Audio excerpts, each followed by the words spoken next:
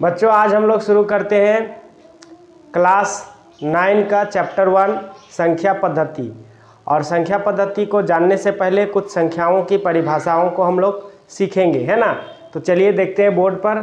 Number 1 पूर्ण संख्या। तो होल नंबर्स, पूर्ण संख्या 0, 1, 2, 3, 4, मतलब 0 से शुरू होकर के जो संख्या अनंत तक जाती है उसको कहते हैं पूर्ण संख्या, है ना। पूर्ण संख्या में 0 शामिल होता है, उसके बाद 1, 2, 3, 4 जितना भी, है ना। लेकिन 0 से नीचे नहीं, -1, -2 ये सब जो 0 से छोटी संख्या है वो पूर्ण संख्याओं में नहीं आती है। अब दूसरा हम लोग देखते हैं प्राकृत संख्या। प्राकृत संख्या नेचुरल नंबर। तो नेचुरल नंबर्स इस जो गिनती की संख्या होती है, जैसे कि हम लोग गिनती करते हैं 1, 2, 3, तो 1 से गिनते हैं ना, 1, 2, तो 1, 2, 3, 4, मतलब 0 को छोड़ करके जो गिनती की संख्याएं हैं 1, 2, 3, 4, 5 ये अनंत तक जाती है, ये सब क्या कहलाती है? ये सब कहलाती हैं नेचुरल नंबर यानी प्राकृत संख्याएं। अब इसके बाद हम लोग देखते हैं तीसरा नंबर पूर्णांक, है ना, इंटीजर्स। तो पूर्णांक 0 सहित सभी धनात्मक और ऋणात्मक संख्याओं के समूह को पूर्णांक कहते हैं। अब देखिए 0 जो है, 0 से ऊपर ये धनात्मक संख्याएं 0 से सभी बड़ी है और ये ऋणात्मक संख्याएं 0 से सभी छोटी है। तो ये ऋणात्मक संख्याएं 0 और 0 से ऊपर की जो संख्याएं हैं वो सभी क्या कहलाते हैं? पूर्ण संख्याएं, पूर्णांक कहलाते हैं। क्या कहलाते हैं? पूर्णांक कहलाते हैं। अब इसके बाद हम लोग देखते हैं परिमेय संख्या, रेशनल नंबर्स। वह संख्या जो P/Q के रूप का होता है और Q बराबर नहीं होता है 0, है ना। मतलब जिस संख्या को P/Q के रूप में लिखते हैं, लिखा जा सकता है और Q बराबर 0 नहीं हो सकता है, वहाँ जहाँ P और Q दोनों सहअभाज्य हैं। सहअभाज्य का मतलब होता है कि P और Q में दोनों में जो एक के अलावे कोई दूसरा उभयनिष्ठ गुणनखंड ना हो, है ना। ये दोनों P और Q का HCF 1 होना चाहिए। इसको हम लोग क्या कहेंगे? परिमेय संख्याएं कहेंगे। अब अपरिमेय संख्या, अपरिमेय संख्या वैसी संख्या को जो परिमेय ना हो, मतलब अपरिमेय संख्या इरेशनल नंबर्स, वह संख्या जो P/Q के रूप में नहीं लिखा जा सकता है, जैसे √2, √3, √5 जो भी अभाज्य संख्याएं हैं उनके वर्गमूल जो होते हैं, जैसे 2 अभाज्य संख्या 3 है, 5 है, तो इसका वर्गमूल नहीं निकलता है ना। और इसको P/Q के रूप में नहीं लिखा जा सकता है, इसलिए संख्याएं क्या कहलाती हैं? अपरिमेय संख्याएं कहलाती हैं। अब हम लोग अगला है वास्तविक संख्या, रियल नंबर। तो सभी परिमेय और अपरिमेय संख्याओं को वास्तविक संख्या कहते हैं। मतलब जितने भी परिमेय संख्या है और अपरिमेय संख्या है वो दोनों मिलके क्या कहलाती है? वास्तविक संख्या कहलाती है। आप लोग चाहे तो इसको नोट कर सकते हैं। अब हम लोग देखते हैं प्रश्नावली 1.1। इसमें पहला क्वेश्चन कह रहा है कि क्या 0 एक परिमेय संख्या है?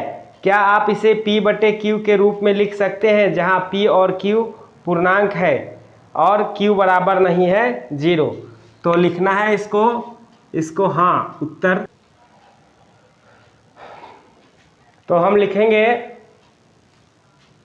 तो देखिए इसको हम लिखेंगे हाँ 0 एक परिमेय संख्या है जिसे हम 0/1, 0/2 या 0/3, 0/4 इस सब आदि के रूप में हम लोग लिख सकते हैं।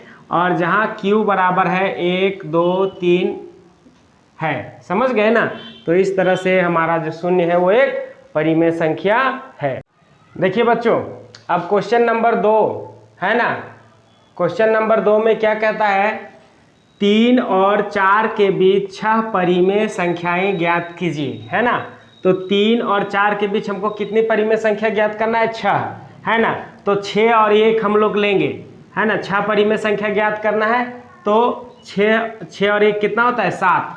तो 7 हम लोग लेते हैं, 3 और यहाँ है 4, तो इसको 7 से भागा भी देते हैं और 7 से गुना भी करते हैं। इसको भी 7 से भागा देंगे और 7 से गुना करेंगे, है ना। तो ये कितना हो जाएगा?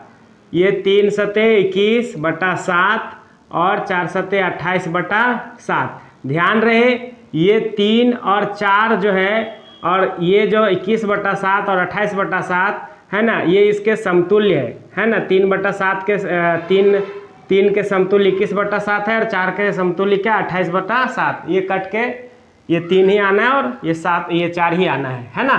अब इसके बीच हम लोग 6 परिमेय संख्या लिखेंगे। तो कैसे लिखेंगे, 21/7 के बाद इसके बाद 21/7 के बाद 22/7, 23/7, 24/7, 25/7, 26/7 और 27/7। 1 2 3 4 5 6। तो ये 6 परिमेय संख्या हो गया किसके किसके बीच, 3 और 4 के बीच, है ना। तो अब इसके बाद हम लोग अगला क्वेश्चन करते हैं। चलिए अब हम लोग देखते हैं क्वेश्चन नंबर 3, है ना। क्वेश्चन नंबर 3 में क्या कहता है कि 3/5 और 4/5 के बीच 5 परिमेय संख्याएं ज्ञात कीजिए, है ना। इसके बीच में 5 परिमेय संख्या ज्ञात करना है ना। तो 5 परिमेय संख्या ज्ञात करना है तो 3/5 लिखेंगे और इधर 4/5 लिखेंगे। इसको क्या बनाएंगे, 5 करना है तो 5 और 1 कितना है 6। जैसे कि उसमें 6 करना था, 6 और 1 7 लिए थे ना, उसी तरह से इसमें कितना लेंगे 5 और 1 6। तो 6 से ऊपर भी गुना करेंगे और 6 से नीचे भी। इसमें 6 से ऊपर भी गुना करेंगे और 6 से नीचे भी। याद रखना है 3/5 के समतुल्य ही परिमेय संख्या ही है और इसके समतुल्य ये परिमेय संख्या है। एक चीज़ और याद रखना है कि किसी 2 परिमेय संख्याओं के बीच अनंत परिमेय संख्याएं होती है ना। अब देखिए इसको हम लोग क्या करते हैं, 6 तिया 18, 3 छक 18 और 5 छक 30, है ना। और ये इधर कितना हो जाएगा 6 चौके 24, 4 छक 24 और 5 छके 30। अब ये दोनों के बीच में हम लोग निकालेंगे 18 के बाद 19/30, है ना, 20/30, 21/30, 22/30, 23/30।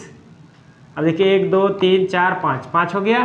तो इस तरह से ये कंप्लीट हो गया। अब हम लोग क्वेश्चन नंबर 4 देखते हैं। चलिए क्वेश्चन नंबर 4 में नीचे दिए गए कथन सत्य है या असत्य, कारण के साथ अपने उत्तर दीजिए। पहला कह रहा है कि प्रत्येक प्राकृत संख्या एक पूर्ण संख्या होती है। तो देखिए हमने क्या कहा था, नंबर 1, प्रत्येक प्राकृत संख्या एक पूर्ण संख्या होती है। प्राकृत संख्या में क्या होता है, 1 2 3 4 5 गिनती की संख्या को प्राकृत संख्या कहते हैं। तो यहाँ लिखेंगे सत्य। सत्य सत्य क्यों, है ना, क्योंकि पूर्ण संख्या बराबर क्या होता है, पूर्ण संख्या बराबर 0 प्लस प्राकृत संख्या,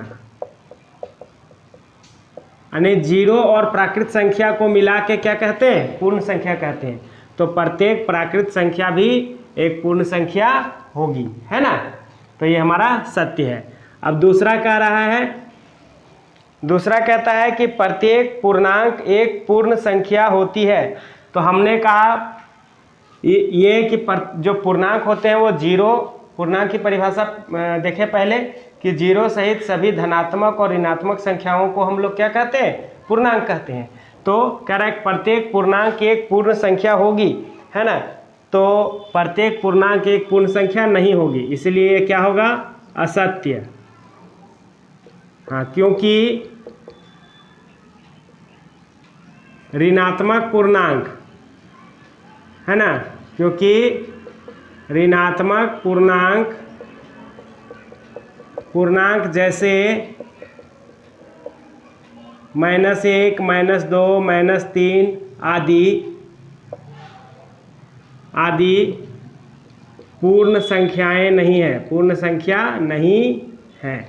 ठीक है, ऋणात्मक पूर्णांक को पूर्ण संख्या नहीं कहते हैं। ठीक है, तो इसको ऐसे लिख दिए।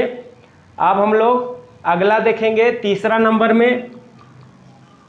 तीसरा नंबर में क्या कह रहा है कि प्रत्येक परिमेय संख्या एक पूर्ण संख्या होती है। तो प्रत्येक परिमेय संख्या एक पूर्ण संख्या होती है कि नहीं, है ना। तो परिमेय संख्या किसको कहते हैं, जिसको P/Q के रूप में लिखा जा सकता है ना। तो यहाँ लिखेंगे असत्य। अब देखिए, क्योंकि 1/2, हाँ, 1/2, 5/7 आदि परिमेय संख्याएं पूर्ण संख्याएं नहीं हैं, पूर्ण संख्याएं नहीं है। तो बहुत सारी ऐसी संख्याएं हैं जो बटे में लिखे जाते हैं, जो कि पूर्ण संख्या मतलब पूरी संख्या, 1 पूरा हुआ, 2 पूरा हुआ। अब 1/2 आधा हुआ तो ये पूर्ण संख्या नहीं हुआ, लेकिन ये एक परिमेय संख्या है ना। तो उम्मीद करता हूँ ये समझ में आप लोग को आ गया होगा। अब हम लोग अगले वीडियो में देखेंगे 1.2।